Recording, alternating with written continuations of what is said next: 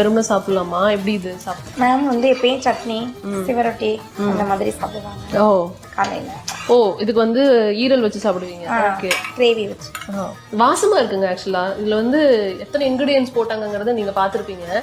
சிகப்பரிசி போடுறோம் இதுல, அப்புறம் கேழ்வரகு, கேப்பை வந்து சின்ன குழந்தைங்களுக்கு ரொம்ப நல்லது, நல்ல போஷாக்கான இது கேப்பை, அப்புறம் வெள்ளைச்சோளம், அப்புறம் இங்க வந்து இது வரகரிசி, திணை அரிசி, ஆக்சுவலா நமக்கு அதிகமா எடுக்கிறது வந்து சிவப்பரிசி கருப்புளுந்தும் தான். அதுதான் கொஞ்சம் மெயினா எடுத்துப்போம். அதனாலதான் அந்த கன்சிஸ்டன்சி வருது.